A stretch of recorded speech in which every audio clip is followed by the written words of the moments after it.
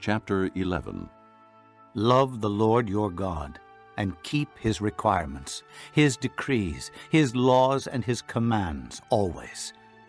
Remember today that your children were not the ones who saw and experienced the discipline of the Lord your God, his majesty, his mighty hand, his outstretched arm, the signs he performed and the things he did in the heart of Egypt, both to Pharaoh, king of Egypt, and to his whole country, what he did to the Egyptian army, to its horses and chariots, how he overwhelmed them with the waters of the Red Sea as they were pursuing you, and how the Lord brought lasting ruin on them.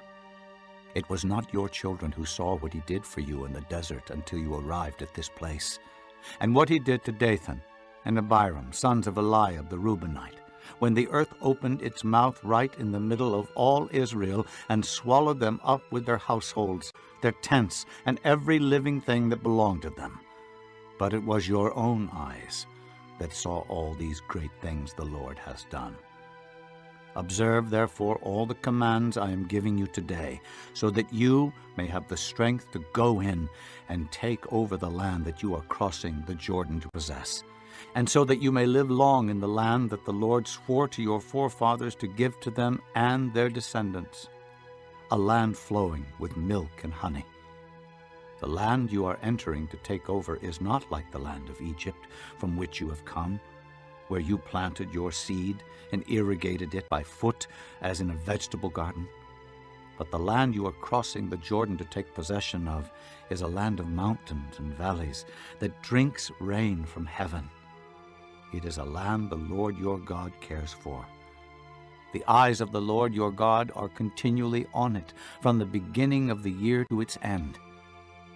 So if you faithfully obey the commands I am giving you today, to love the Lord your God and to serve him with all your heart and with all your soul, then I will send rain on your land in its season, both autumn and spring rains, so that you may gather in your grain, new wine and oil. I will provide grass in the fields for your cattle, and you will eat and be satisfied. Be careful, or you will be enticed to turn away and worship other gods and bow down to them. Then the Lord's anger will burn against you, and he will shut the heavens so that it will not rain, and the ground will yield no produce, and you will soon perish from the good land the Lord is giving you. Fix these words of mine in your hearts and minds. Tie them as symbols on your hands, and bind them on your foreheads. Teach them to your children, talking about them when you sit at home and when you walk along the road, when you lie down and when you get up. Write them on the doorframes of your houses and on your gates, so that your days and the days of your children may be many in the land that the Lord swore to give your forefathers, as many as the days that the heavens are above the earth. If you carefully observe all these commands I am giving you to follow, to love the Lord your God, to walk in all his ways, and to hold fast to him, then the Lord will drive out all these nations before you, and you will dispossess nations larger and stronger than you. Every place where you set your foot will be yours. Your territory will extend from the desert to Lebanon, and from the Euphrates River to the western sea. No man will be able to stand against you. The Lord your God, as he promised you, will put the terror and fear of you on the whole land wherever you go. See, I am setting before you today a blessing and a curse. The blessing, if you obey the commands of the Lord your God that I am giving you today. The curse, if you disobey the commands of the Lord your God and turn from the way that I command you today by following other gods, which you have not known.